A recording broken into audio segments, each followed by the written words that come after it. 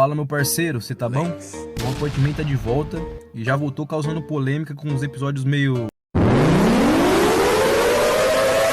duvidosos seria a palavra? Talvez, estranho, sei lá. Mas não tá aquelas coisas não. Então bora fazer essa análise comigo aí.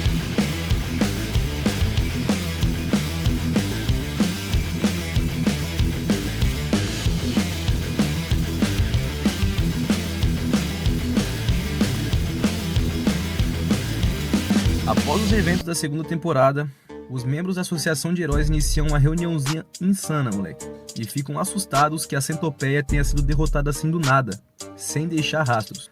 A galera toda comenta que só o King seria capaz de um feito desses. E claro que ninguém sabe que foi o Saitama que macetou ela. Aí começam a falar do Garou dizendo que o cara já chegou num ponto que nem é mais humano, cara. Já virou um monstro completo depois de amassar tanto herói. Agora, ele é classificado como uma ameaça nível dragão. E no meio disso, aparece aquele tiozinho rico, indignado, gritando porque o filho dele foi sequestrado por monstros e até agora nada de resgate. O cara tá putaço, mano. Enquanto isso, os heróis classe S são chamados para a operação de invasão do Covil dos Monstros. O Sekinger chega todo sério explicando que o Drive Knight entrou na Cidade Fantasma, onde a Associação dos Monstros está escondida, e simplesmente desapareceu. Do nada, aparece o Atomic Samurai com seus subordinados, e mano, é aí que a gente percebe que a animação deu uma despencada, cara. Culpa desse estúdio de hentai. Cê é louco! Aí vem o Amai Mask com pose de modelo e começa a meter o pau nos subordinados do Atomic, chamando eles de fracos e ainda dizendo que é mais forte que o próprio Atomic Samurai. Olha o ego desse cara, mano. Ele tá parecendo muita mídia. Até agora não vi nada demais nele.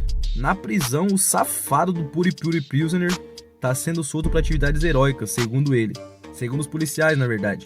E já fala que vai se vingar dos companheiros que viraram monstros pelo tal do monstro gato. O cara já sai na pose, fi. Enquanto isso, o Kid Emperor entra em contato com o Metal Knight para falar sobre a associação de monstros. E o cara responde basicamente assim: Ô moleque, o Orochi destruiu meu corpo de máquina com um golpe só.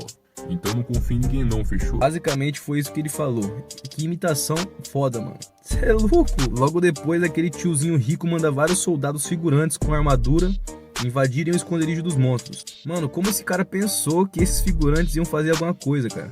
Aí corta pra Nevasca chegando no AP do Saitama. E meus amigos, já vi onde foi parar o orçamento do anime. Olha só essa Nevasca, meu amigo. Voltando, no apartamento está o Bomb, o King, o Bang e o Genos. E o próprio insano careca de capa. Aí ninguém dá bola pra ela, coitada. Ela tenta avisar que a associação de monstros é extremamente perigosa, mas o Saitama tá mais preocupado com o que vai jantar. Ele coloca o uniforme de herói, diz que vai atrás do Garou e comprar repolho também. Esse cara é uma lenda, mano. A Nevasca fica indignada porque foi ignorada de novo, como sempre. Enquanto isso, o Garou acorda dentro da associação de monstros, meio perdido.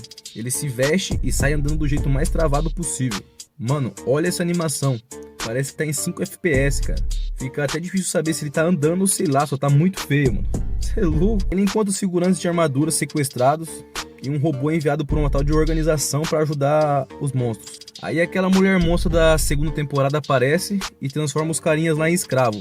E o Garou continua andando com aquela movimentação bugada, cara. Aí um monstro de um olho só diz que quer o Garou como parte da liderança dos monstros. Aí alguns monstros lá ficam com inveja dele, falando que ele entrou agora, já quer sentar na janelinha já, os bagulho assim. Mas antes, ele precisa trazer a cabeça de um herói para provar seu valor. E pra garantir, manda 2 monstros pra seguir o cara. E assim acaba o primeiro episódio. No segundo episódio, a gente tem a esperança de ter melhorado alguma coisa, mas já vou adiantar que tá a mesma bosta, cara. Começa com a galera se manifestando nas ruas pra fazer sacrifícios regulares de humanos pros monstros, achando que assim vão evitar a extinção da raça. Aí chega um tiozinho do nada, vê isso e fica indignado, dizendo que nunca iria compactuar com monstros. Nossa, que palavra difícil, hein, cara? Aí os caras correm atrás dele pra ser o primeiro sacrifício. No meio da confusão, eles trombam com o Garou na rua. E o cara derruba geral com um peteleco só, velho. Ainda tira sarro dos caras pela ideia ridícula dos sacrifícios. E olha, cara, a animação continua daquele jeito. Meio PowerPoint, tá ligado? Mas a fluidez mesmo é que tá matando. Então o Garou segue o caminho, interrompe uma briga de forma insana e para pra comer alguma coisa. O homem pede o cardápio todo e mais um pouco. Enquanto isso, descobrimos que o Saitama tá almoçando no mesmo restaurante. Aí ele percebe que tá sem carteira e entra em pânico, cara. Então a Nevasca aparece oferecendo ajuda pra encontrar o Garou. E de novo, mano, olha essa Nevasca, fi. Quando de repente alguém grita que fugiram sem pagar. O Saitama, achando que estão falando dele, sai correndo desesperado, deixando a conta pra Nevasca pagar. Mas na verdade, quem fugiu sem pagar de verdade foi o Garou.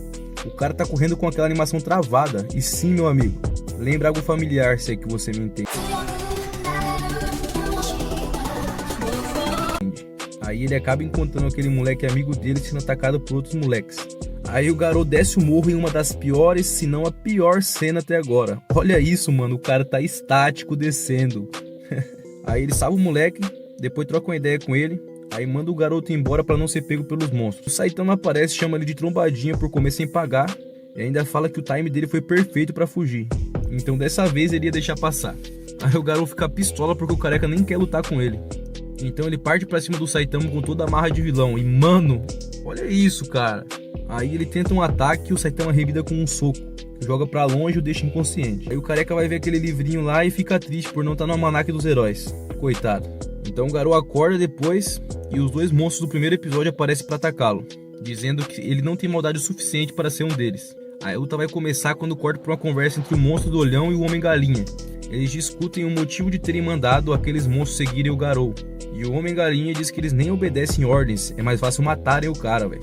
Aí o Gyoro, que é o nome do monstro de um olho só, fala que quer estimular o crescimento do Garou para tornar ele forte como o rei dos monstros Orochi, que aliás também já foi humano um dia. Aí a cena corta pro Zombie Man, que é um herói da classe S também, no modo investigador, filho, observando alguém do telhado na maldade, enquanto fala no telefone. Aí ele diz que não restam suspeitas e que vai entrar em ação, e não sabemos quem tá naquele lugar que ele tá observando, no caso. Logo depois voltamos pro Garou, prestes a enfrentar os monstros. Ele manda o garoto fugir e encara o primeiro monstro, desviando com o punho d'água corrente e mandando o bicho longe com um chute no bucho. Aí os dois monstros avançam pra cima do Garou, que se prepara pro próximo golpe e... fim do episódio, fi. Vai ter que esperar pra semana que vem agora.